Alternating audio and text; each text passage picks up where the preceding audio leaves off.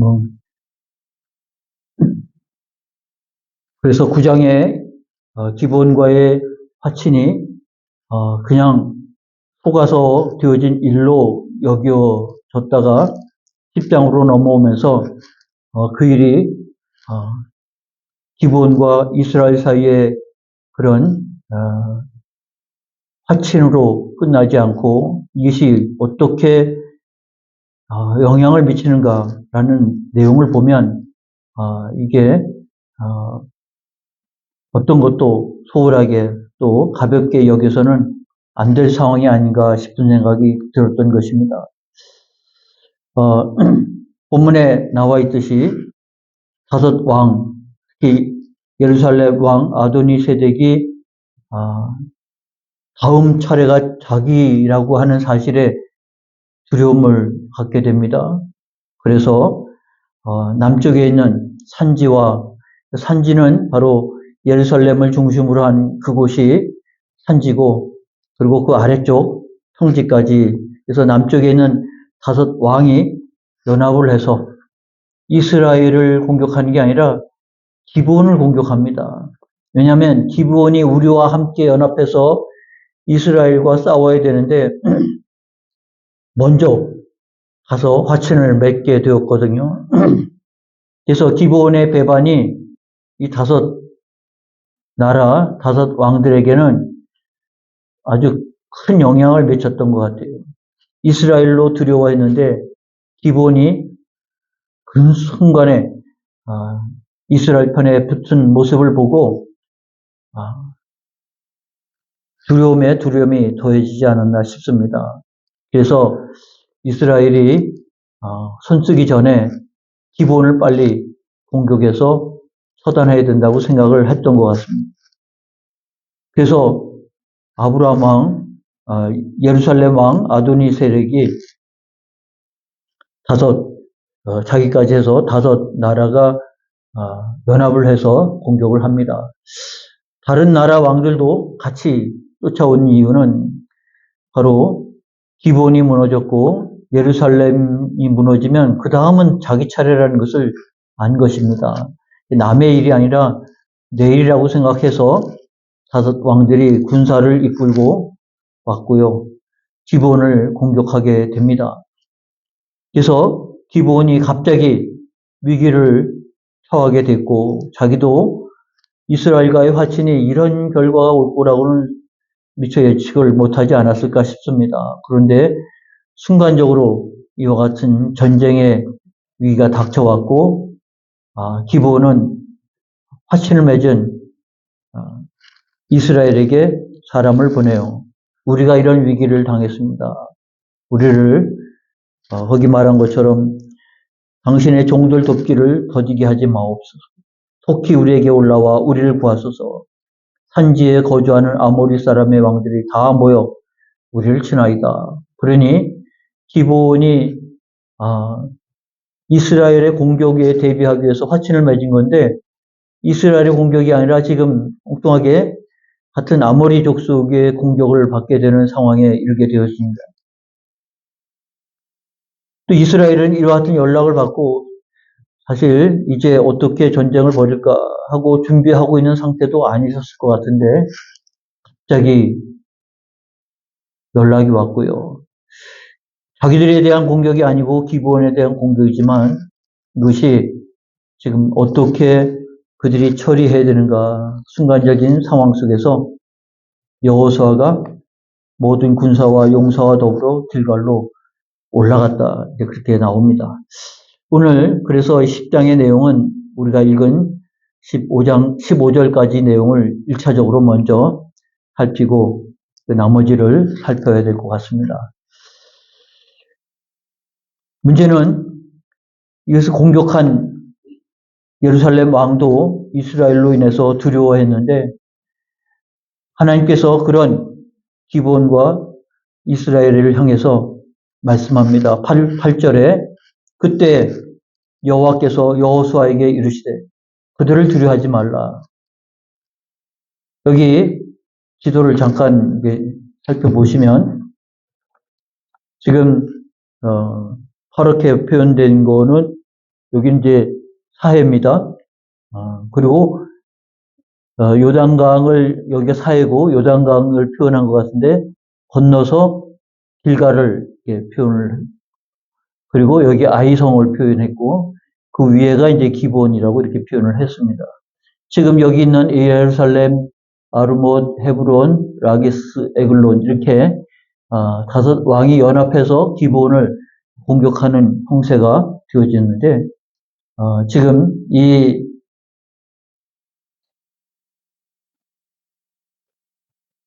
지도를 보시면 길갈이 지금 이 아래에 있고 기본은 위에 이 산지에 있지 않습니까? 그러니까 길갈에서부터 기본까지가 한 30km 된다고 했는데 굉장히 가파른 경사지입니다. 그러니까 이게 진행을 하려면 시간도 걸리고 힘도 빠지는 그런 상황인데 오늘 본문을 보니까 하나님께서 그들에게 이스라엘에게 두려워하지 말라. 그래서 여호수아가 길갈에서 밤새도록 올라가 갑자기 그들에게 이르렀다. 9절에 그렇게 나온 것을 보면 그 30km 정도 되는 가파른 경사지를 여호수아가 밤새도록 그래서 연락을 받고 준비해서 바로 올라갔는데 이런 갑작스러운 일 속에서 이스라엘이 얼마나 준비했을까 싶습니다. 이 앞에 여리고의 싸움 그리고 아이성 싸움에서 그들이 제대로 전열을 정비해서 싸운 그런 상황도 아닌 것 같은데 갑자기 상황이 이렇게 전개됐고요. 그러니까 이 소식을 듣고 사실 제일 먼저 들어가는 것은 두려움이었을 것입니다. 그때 하나님께서 여호와께서 여호수아에게 두려워하지 말라. 사실 모든 일은 일을 하기 전에 두려움이 사실 가장 크다고 말할 수 있겠죠. 실제 이것은 제가 어느 글에서 본 것인데 고대의 싸움은 사람과 사람이 맞닥뜨려서 칼로 창으로 싸우는 싸움 아니겠습니까? 그런데 그 싸움의 결과가 이제 전쟁이 지나가고 나서 이렇게 보면 사람들이 이제 칼에 상하고 창에 찔리고 그래서 죽음을 당했을 텐데 어떤 사람들은 멀쩡한데 상처도 없는데 죽은 사람이 있습니다. 말하자면 쇼크죠, 쇼크.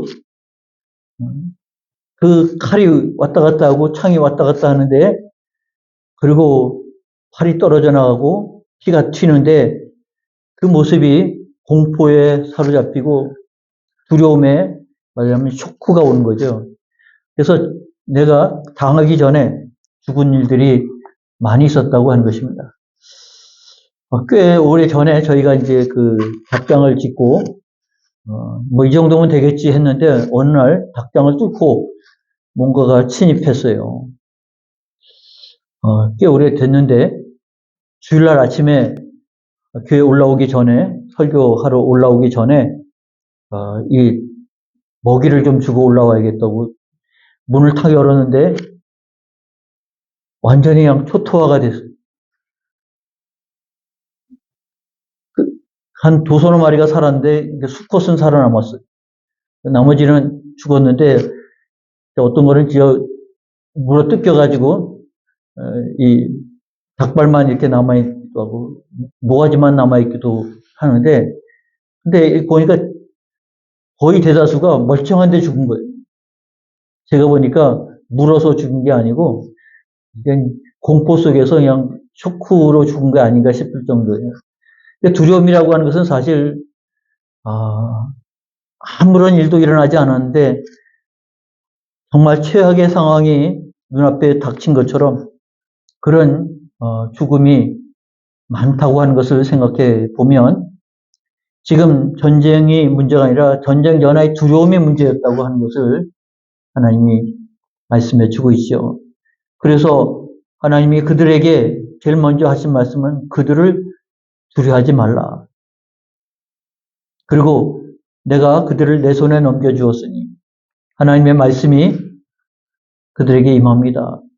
두려움에 빠지지 않도록 우리가 심호흡도 하고 그리고 결사항전에 그런 구호를 외치고 해도 두려움이 없어지는 건 아니잖아요.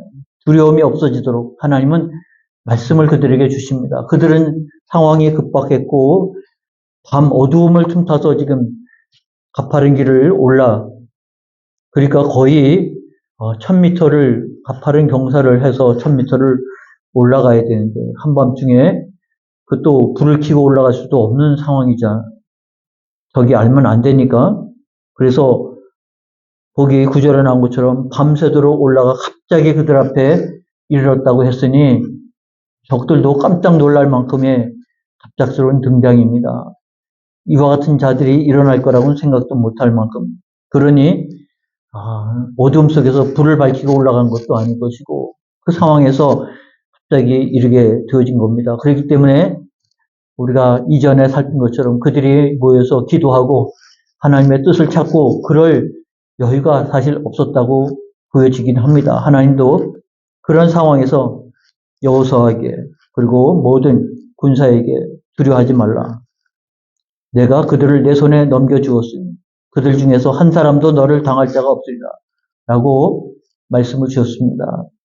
사실 두려움을 극복하는 것, 하나님이 함께 하시고 하나님 말씀하신다고 하는 것인데 그렇다고 하면 우리가 그 같은 상황 속에서 두려움을 빠질 것이 아니라 두려움을 극복할 수 있는 것은 내가 누구에게 어디에게 달려가는 것이 아니라 하나님의 말씀을 듣고 하나님의 말씀을 붙들고 하나님의 말씀에 사로잡혀야 된다고 하는 것을 여러분이 아신다고 하면 우리가 뭘 하겠습니까? 뭘 해야 되겠습니까?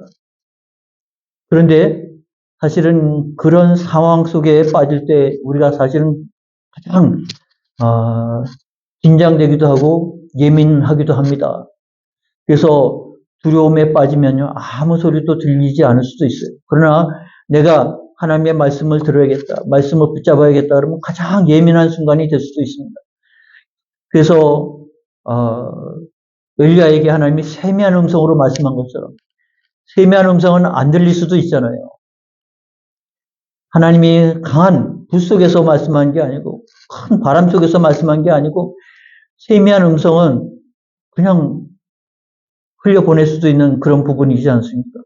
근데 가장 예민한 순간에 가장 갈급한 순간에 그 말씀이 들려질 때 그것은 힘없는 신음소리 같은 소리가 아닌 것입니다. 세미한 가운데 들려지는 말씀이라도 그 말씀이 두렵지 않게 강하게 담대하게 그렇다고 하면 우리에게 이와 같은 말씀이 들려질 때 그것은 여러분이 가장 두려움에 빠졌을 때 어려움에 빠졌을 때 어둠 속에 있을 때 절망할 때가 아니라 하나님의 말씀을 들을 때입니다. 내 일생에 가장 중요한 말씀을 주시겠다. 여러분이 그런 긴장된 마음 또 그런 아주 예민한 심령을 가지고 말씀을 대할 때 그 말씀이 여러분의 평생을 붙잡을 수 있는 말씀이 되기도 합니다. 그거는 저도 우리 개전교회에 와서 하나님께서 말씀을 주셨는데 그 말씀이 계속 저를 세우기도 하고 강건케 하기도 했거든요. 그러므로 두려움에 빠질 순간 여러분이 믿음 안에 있는 자라고 하면 내가 이 두려움을 벗어날 수 있도록 하나님께서 내게 말씀을 주시리라. 그런 믿음을 가지고 두려움에 빠져서 아무 소리도 안 들리는 상황이 아니라 오히려 그 두려움 상황 속에서 내가 예민하게 세미한 음성이라도 하나님의 말씀을 듣겠다고 마음을 먹고 주님 앞에 나가는 시간이 되어진다고 하면 여러분을 붙잡는 하나님의 말씀이 들려질 것이고 그리고 그 말씀이 여러분의 또 우리의 신앙을 강건케 만드는 역사가 있으리라고 보여집니다. 그러므로 이런 믿음을 가지고 여러분이 나아가되 두려움을 이기는 신앙, 두려움을 극복하는 신앙이 되어지기를 축원합니다. 근데 이와 같은 상황 속에서 그들에게는 참으로 두렵기에 그지없는 상황입니다. 그런데 여호수아와 이스라엘 백성들이 생각할 때 아니 그놈들은 우리를 속여서 맺은 언약인데 우리가 거기에 그들을 공격하지 않겠다고만 한 것이지 그들을 돕겠다고 한 것인가? 우리가 그들을 도와야 될 것인가? 이러한 갈등이 생길 수도 있겠잖아요. 근데 그들이 기브온에게 속았다는 사실을 알면서도 우리는 여호와의 이름으로 약속을 했기 때문에 그들에게 해를 끼칠 수가 없고 그 대신 그 대가로 너희는 하나님 위해서 종이 되어야 된다. 기쁘게 기꺼이 그것은 기브온 사람들이 하겠다고 약속을 했으니까. 그래서 9장은 그렇게 끝났는데 이렇게 전쟁이 벌어질 거 또 준비된 전쟁이 아니라 갑작스러운 전쟁이 벌어질 거라고는 생각하지 못했습니다. 그럴 때 이게 우리가 준비되지 않은 이 전쟁을 싸워서 이길 수 있을까? 기브온 사람들에게 이것은 너희와 맺은 화치는 우리가 이런 영역까지 감당할 것이 아니라고 그렇게 말할 수도 있지 않겠습니까? 그거는 기브온 사람들도 알고 있었던 것 같아요. 그래서 전가를 보내면서 기브온 사람이 길갈 진영에 사람을 보내어 여호수아에게 전하되 당신의 종들 돕기를 더디게 하지 마시고 6절이죠. 속히 우리에게 올라와 우리를 구하소서. 아마 기브온 사람들도 이렇게까지 이스라엘에게 도움을 청할 거라고는 예상을 못하지 않았을까 싶습니다. 막상 그런 일을 당한다고 해도 이스라엘이 그리고 여호수아가 그에 대한 책임이 있다고 그렇게 말할 수 있겠을까? 본인들도 그랬을 것입니다. 그러나 지금은 대안이 없잖아요. 방법이 없잖아요.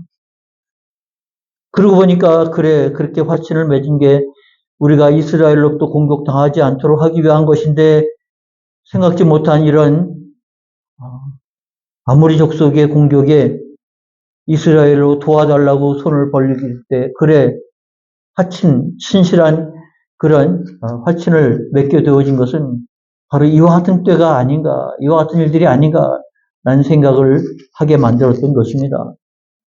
그래서 기브온 사람들도 여기에 대해서 도움을 청했고 여호수아는 밤새 행군을 합니다.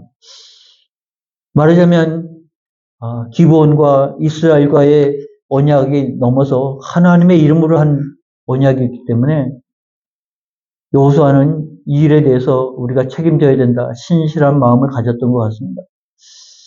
하나님의 성품은 우리가 신실하다고 말하고 믿부신 하나님이라고 말하지 않습니까? 하나님이 그렇다고 하면 하나님의 백성도 마찬가지입니다. 신실하고 믿분. 그런데 그와 같은 상황 속에서 우리가 얼마인지 변명할 수 있습니다. 우리가 처음부터 의사를 가지고 둘이서 쌍방향한 것이 아니라 속아서 일방적으로 된 것이기 때문에 우리는 그런 책임이 없습니다라고 말할 수도 있는 부분이겠죠. 그러나 여호와의 이름으로 했기 때문에 여호와 이름으로 너희를 해하지 않도록 한다고 했기 때문에 여기에는 여호와 이름이 달려 있다고 말할 수 있겠죠. 그래서 여호수아는 모든 군사와 용사와 더불어 길갈에서 올라갔습니다. 그때 8절은 그렇게 말합니다. 그때 여호와께서 여호수아에게 이르시되 그들을 두려워하지 말라. 내가 그들을 내 손에 넘겨주었다고 했을 때 바로 그때가 이스라엘은 벌써 행동에 옮겼고 군사들이 길갈로 올라가고 있을 때 그때 하나님 말씀했다고 하는 것은요. 하나님이 그 일을 승인했다. 또 하나님께서 그 일을 옳게 여기셨다. 하나님께서 그 일을 기뻐하셨다. 이렇게 우리가 이해하고 해석할 수 있지 않겠습니까? 왜냐하면 여호와 이름으로 했기 때문에 변명한다든지 책임을 떠넘긴다든지 하지 않고 신실함으로 그들이 감당을 했습니다. 내일처럼 감당을 했습니다. 그때 하나님께서 그런 여호수아에게 담대하라고 했고 그들을 너희 손에 넘겨주겠다고 말씀한 것 아니겠습니까? 실제 우리가 신앙생활 하면서 생각지 못한 일들을 우리가 겪게 됩니다. 좋은 뜻으로 했지만 오히려 선을 행했지만 오히려 악으로 되돌아온 일도 있을 수 있죠. 그러나 그와 같은 상황 속에서 우리가 어떻게 처신해야 되는가? 오히려 사탄은 그런 우리를 악용하고 또 그와 같은 것들을 시험하곤 합니다만 우리는 그와 같은 환경, 조건, 이유, 책임 전가가 아니라 우리는 여호와의 이름으로 하는 것이기 때문에 여호와의 신실함처럼 우리의 삶도 신실해야 된다고 하는 것이죠. 그래서 주께서 선으로 악을 이기라고 말씀하셨고, 그리고 너희가 복수하지 말고 하나님 앞에 맡기라고 하지 않았습니까? 어쩌면 우리가 신실한 삶을 살아야 될 이유라고 말할 수 있겠습니다. 여러 가지 이유를 해서 파기할 수 있습니다. 약속을 뒤집어 엎을 수도 있지만 하나님은 그걸 기뻐하지 않는 것 같습니다. 기브온을 도우려고 군사를 모으고 그렇게 길갈에서 기브온 산지로 올라가는 그들이 하나님께서 기뻐하신 것 같습니다. 그리고 그때 그들에게 두려워하지 말라. 그리고 함께 할 것이라. 그러므로 하나님께서 그들과 함께 하시지 않았습니까? 놀라운 일들이 주 앞에 나타나는데 우리가 읽은 말씀에서 보면 실제 그들과 더불어 싸울 때 사실 5 왕들이 모인 연합군, 기세로 따지면 사실은 막강한 군대가 될 수 있습니다. 그러나 갑자기 나타난 여호수아의 군대로 인해서 그들도 사실 모일 때 두려움으로 모였다고 그러지 않았습니까? 기세에 밀리지 않았을까 싶습니다. 그리고 10절에 말하는 것처럼 여호와께서 그들을 이스라엘 앞에서 패하게 하심으로 여호수아가 그들을 기본에서 크게 살육하고 그리고 추적해 나가는 일들이 벌어지게 됩니다. 이 일은 하나님께서 말씀만이 아니라 그 군대를, 여호수아 그 군대를 하나님께서 말씀하신 대로 함께 하시지 않았습니까? 참으로 놀라운 일들이 벌어지게 됩니다. 지금 여기 이 지도를 제가 한 이유는 지금 여기 길갈에서부터 기브온까지를 하룻밤에 그냥 올라갔고요. 그렇게 밤새워 올라갔으니까 사실 잠도 못 자고 올라갔는데 그러고 나서 5 연합군의 왕들과 더불어 싸우는데 하루 동안에 싸움이 벌어지게 됩니다. 왜냐하면 이 일이 또 해가 진다고 해서 멈춰서 또 준비하고 있다. 그 다음날이 되면 상황은 어떻게 변할지 모르는 상황이잖아요. 일은 하루에 끝내야 된다고 생각을 했고 그래서 놀라운 일들이 벌어집니다. 12절에 보니까 여호수아는 엉뚱하게 생뚱맞게 여호수아가 여호와께 아뢰어 이스라엘의 목전에서 이르되 태양아 너는 기브온 위에 머무르라 달아 너도 야얄론 골짜기에서 그리할지어다. 하루가 멈춰버리는 겁니다. 하루가 시간이 지나가는 게 아니라 멈춰버렸다. 그리고 이와 같은 것이 기록으로 남아있지 않았냐라고 말하고 있지 않습니까? 그래서 13절에 기록되지 아니하였느냐. 그러니까 주관적인 것이 아니라 객관적으로도 기록이 되어 있지 않았냐라고 말하고 있다고 하는 사실을 우리가 생각해 보게 됩니다.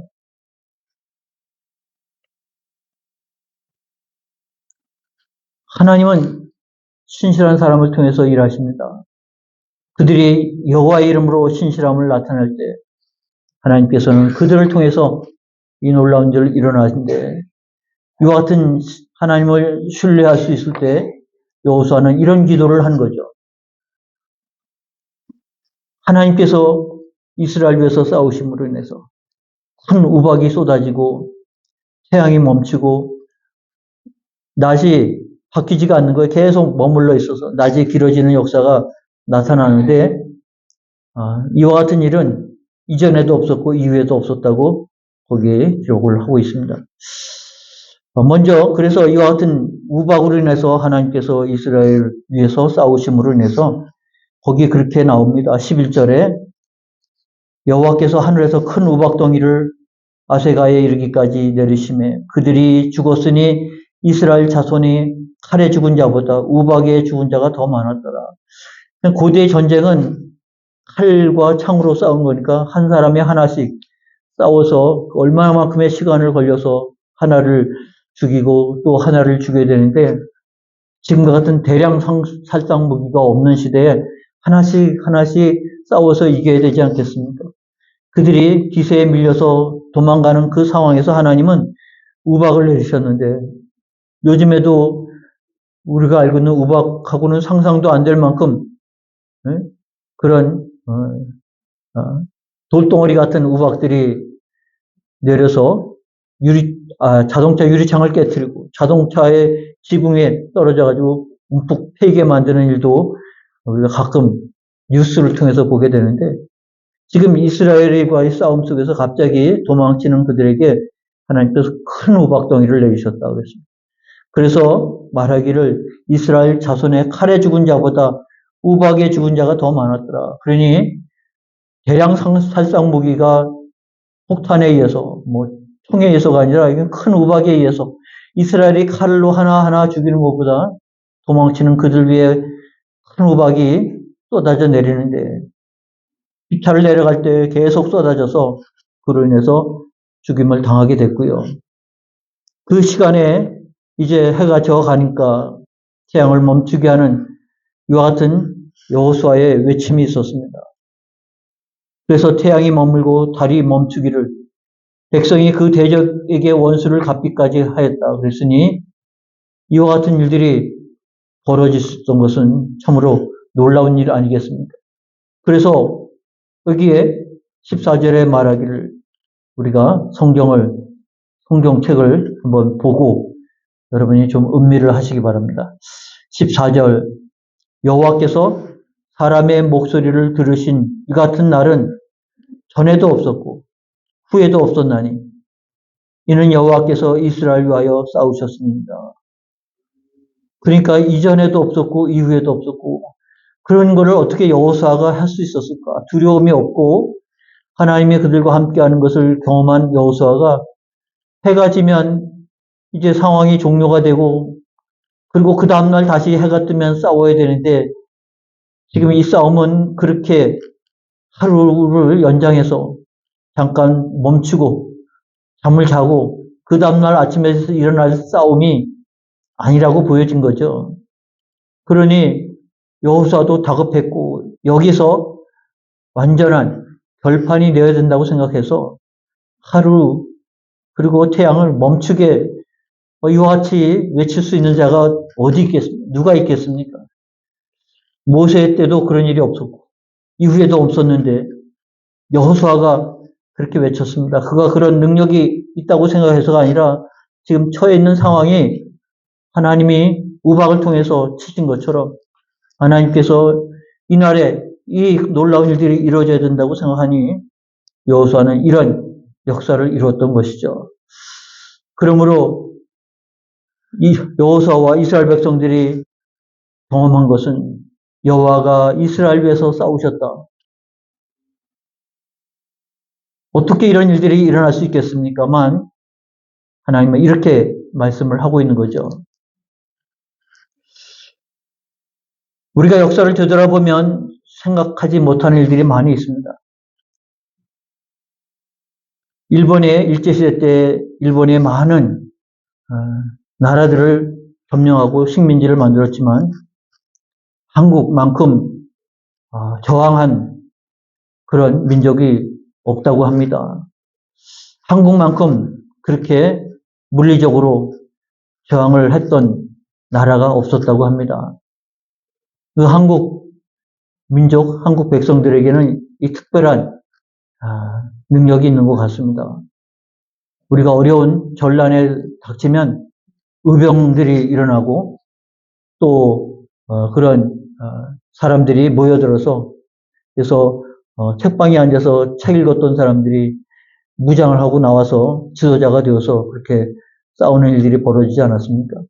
우리 여기 지평이 을미 사변에서 의병을 일으키는 역사가 나타났고요. 그리고 춘천에서는 의암, 우리가 의암이라고 하는 댐도 있고 의암댐도 있고 그래서 그냥 의암이 지명인가 봤더니 아니 의병을 일으켰던 분의 호가 의암이었어요.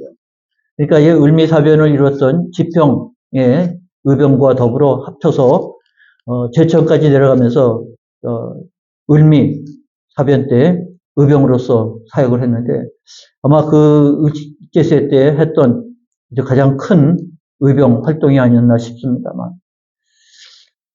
우리 민족이 그와 같은 일들을 했지만 그래서 일본이 물러간 건 아니잖아요. 그러기에는 우리의 힘은 너무 연약하고 일본의 힘은 너무 강하고 그럼에도 불구하고 우리가 그런 저항을 포기하지는 않았다고 하는 것은 우리 역사 속에 있었습니다. 그러기에 우리에게 맞이한 해방은 더 감격스러웠을 것이라고 보여지는데 그럼에도 불구하고 우리가 돌아보면 우리 힘으로 광복한 게 아니라 회복한 게 아니라 하나님의 특별한 은혜이지 않겠습니까?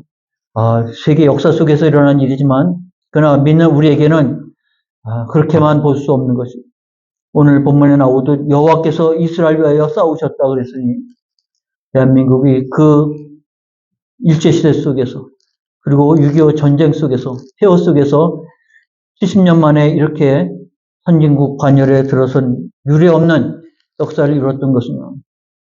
하나님의 섭리 그리고 손길 역사가 없었다고 부인할 수가 없는 거죠. 여호와께서 이스라엘 위하여 싸우셨다. 그러니 신실하신 하나님에 대한 믿음이 여호수아로 하여금 이런 기도를 하게 만들었다고 할 수 있습니다. 그 하나님의 역사는 우리의 한계를 넘어서는 거죠. 그래서 그 한계를 생각하면 여호수아가 이런 기도를 할 수가 없었을 것입니다. 어떻게 태양이 머물고 어떻게 달이 머물 수 있습니까? 그러나 하나님은 그 한계를 넘어서 역사하신 하나님입니다. 그러므로 우리가 스스로 한계에 부딪혀 절망할 것은 아닙니다. 우리가 생각해 보면 우리의 한계를 넘어서 역사하시는 하나님의 손길을 경험할 수가 있습니다. 한국의 이 부의 역사를 한강의 기적이라고 하고 또 사실 우리 세대도 그렇습니다만 우리 앞세대도 그렇고 정말 아무것도 없는 속에서 몸부림치지 않았습니까? 어떤 민족이 그렇게 몸부림쳐서 상황을 극복할 수 있겠습니까? 그래서 한강의 기적이라고 말할 수 있겠지만 그게 한강의 기적으로만 해결할 수 있는 문제인가라는 생각을 해보게 되지 않겠습니까? 세계는 새마을운동을 참 놀랍게 생각합니다. 우리가 보면 무슨 새마을운동이 그렇게 대단할까 싶습니다만 오히려 많이 폄훼하는 그런 경향이 없지 않아 있습니다만 어떻게 저런 운동을 일으켰을까? 그리고 어떻게 마음을 모아서 저런 일들이 일어날 수 있었을까? 사실 그 자체는 대단하지 않을 수 있어도 그로 인하여 파급되는 일들은 한 나라 생각을 바꾸고 그리고 정신세계에 개조가 일어나고 참으로 잘 살아보세요. 우리도 할 수 있다. 누군들 그러고 싶지 않겠습니까? 어느 나라들 그러지 않겠습니까? 어느 나라도 그렇게 하지 못했습니다. 그렇게 극복하지 못했습니다.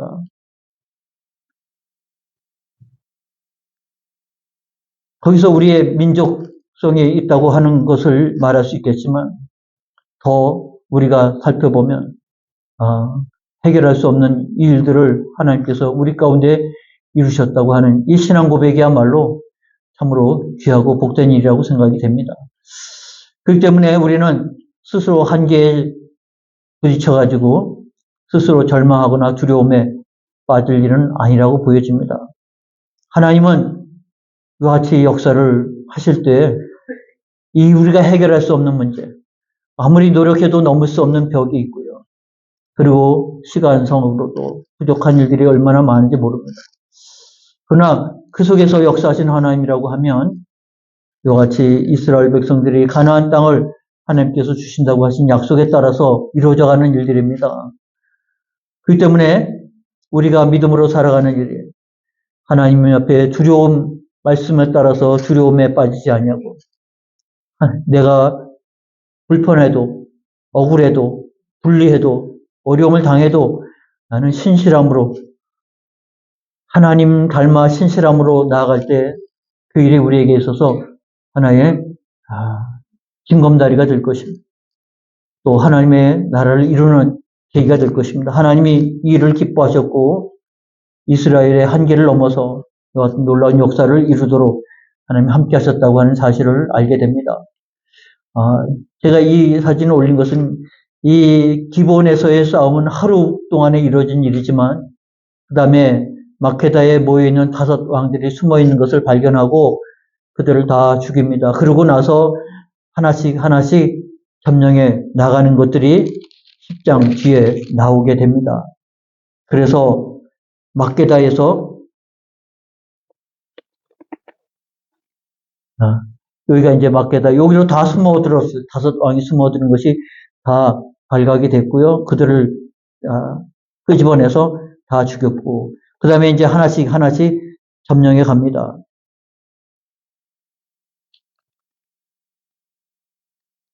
마케다에서 이제 림나로 갔다가, 그 다음에 그 아래에 우리가 나와 있는 본문들이 다 그와 같습니다.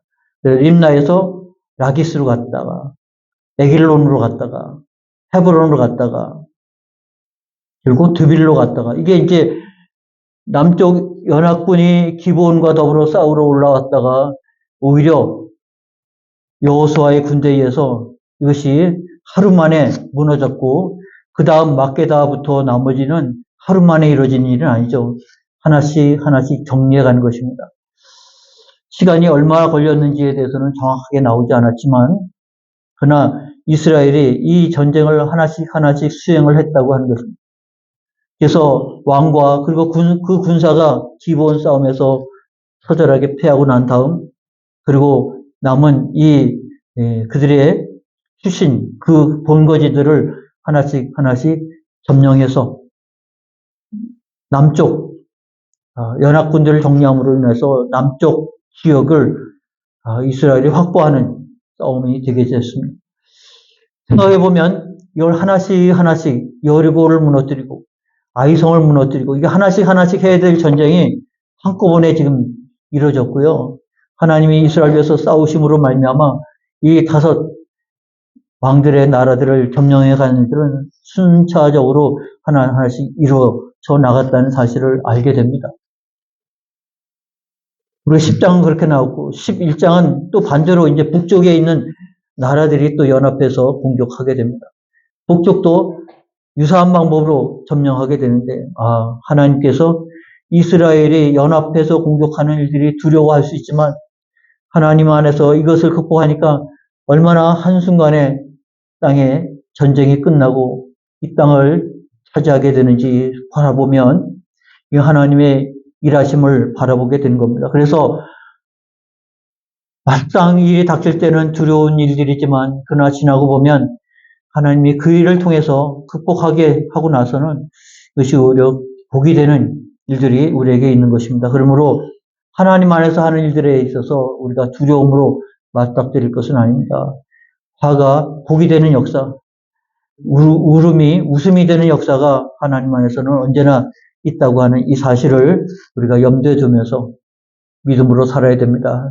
거기에는 반드시 신실하신 하나님을 따라서 신실함으로 나아가야 됩니다. 하나님의 우리에게 주어진 말씀을 붙잡고 나아갈 때 오히려 거기는 우리의 장애가 아니라 절망이 아니라 놀라운 하나님의 역사를 경험하는 자리로 바꿔 놓기 때문에 이와 같은 일들을 통해서 이스라엘이 생각해 보면 이렇게 하는 거구나. 하나님의 나라는 하나님의 일들은 이렇게 이루어지는 거구나 라고 생각을 할 수 있지 않겠습니까? 그걸 그들은 여기에 들어오기 전에 그렇게 무서워했고 그렇게 두려워했고 그렇게 절망했고 그렇게 울부짖었고 그리고 광야에서 다 죽어가는 일들이 벌어졌다는 것을 바라보면 처음부터 그렇게 살았으면 되었을 것을 40년이 지나고 나서야 하나님이 어떻게 일하시는가를 보는 계기가 되지 않았습니까? 그렇다고 하면 여러분이 신앙생활 속에서 한 번의 승리가 2번의 승리를 이룰 수 있고요. 3번의 승리를 이룰 수 있고요. 이제는 승리의 공식을 따라 살아간 자가 될 수가 있는 것입니다. 그런 사람은 두려워하지 않습니다. 하나님이 나로 하여금 이 발을 딛게 하는구나. 이걸 극복하게 하는구나. 넘어가게 하는구나. 그리고 우리는 그 위에서 그 모든 것들을 한눈에 바라볼 수 있도록 하나님 만들어 주신다고 하는 것을 생각하면 여러분의 인생은 돌아보면 은혜일 수밖에 없습니다.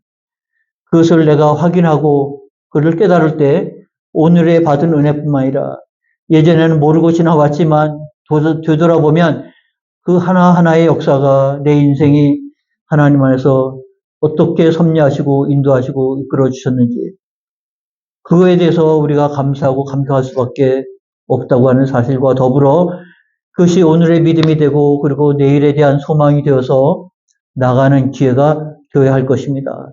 그러면서 우리는 옛날 고대의 전쟁이지만 이 전쟁을 통해서 오늘을 살아가는 우리가 되어야 할 것이고 또 앞으로를 살아가는 여러분의 신앙이 되어야 할 것입니다. 오늘 말씀처럼 이스라엘을 위하여 여호와가 싸우시는 하나님이십니다.